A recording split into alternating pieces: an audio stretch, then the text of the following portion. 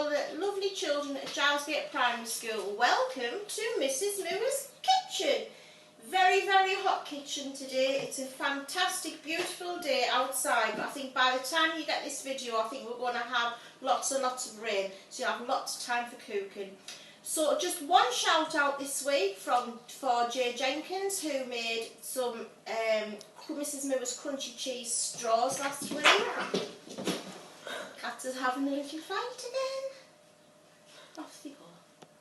We'll start that one again. Jay Jenkins made some of Mrs. Moore's crunchy cheese straws.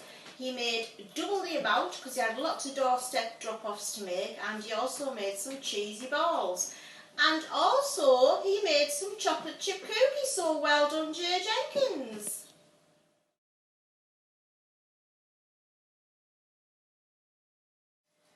First job of the day, pop your oven on to 180 degrees, gas mark 4.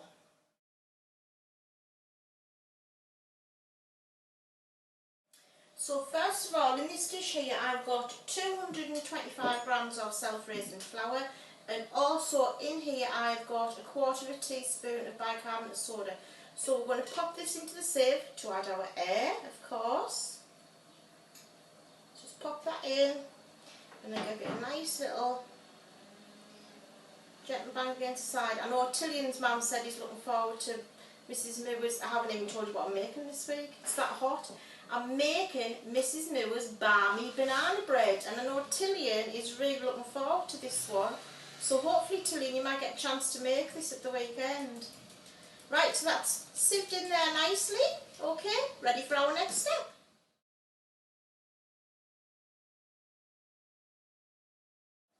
So, just want to move that dish to one side. In here we've got, what was it? 100 and...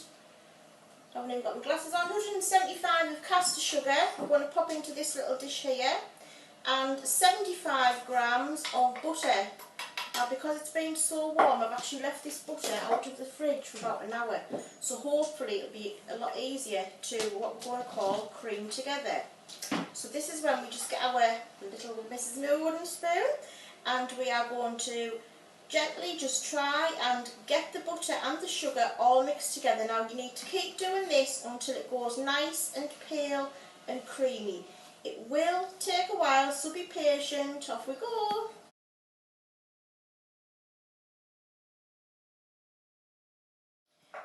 Right, I've put my flour back into this little dish because I'm going to use this big glass dish here to pop my nicely creamed together eggs and sugar into this bowl.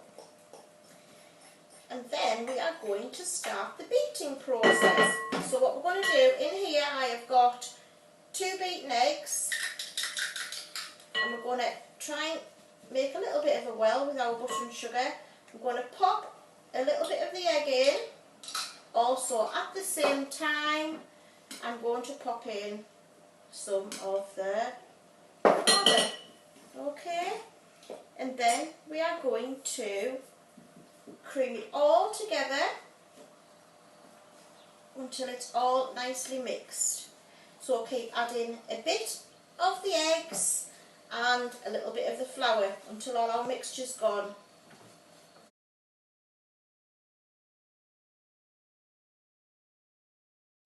Your mixture should look something like this. Now it might look a little bit dry, but by the time we mash our bananas in and mix those all together, it should be fantastic to go.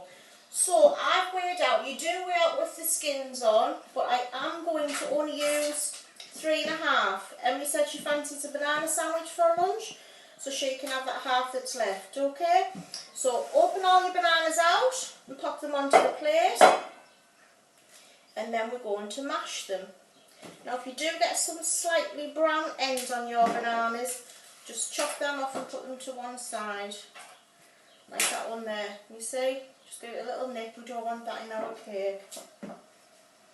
Some of you will have big bananas, you might only need 2.5. A little black end on there, just going to nip that off, pop that on the plate.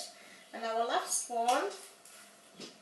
Now this cake will taste absolutely yummy, whether it's warm just out the oven or whether it's cold. Then we are going to get our Mrs. Moore fork and give it a mash. Off we go.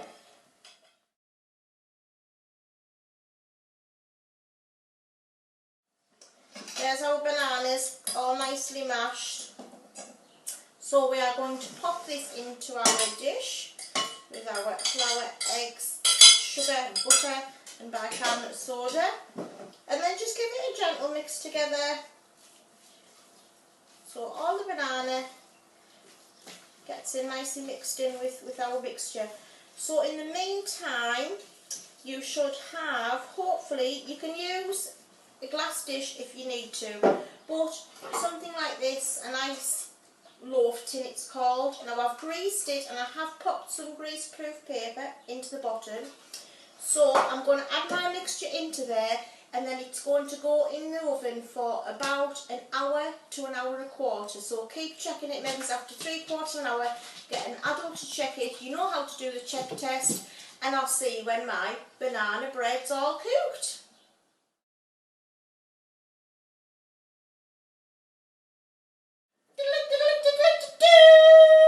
Wow, how amazing does that look?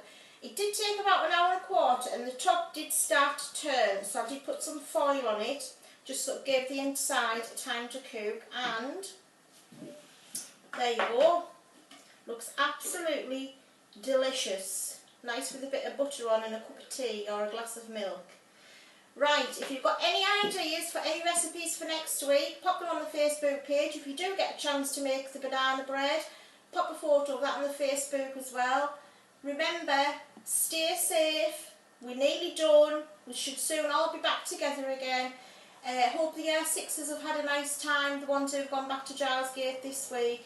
I've heard that you've all been so sensible. I'm so proud of you all. Miss you so much. Love you lots. See you next week, Mrs. Moore.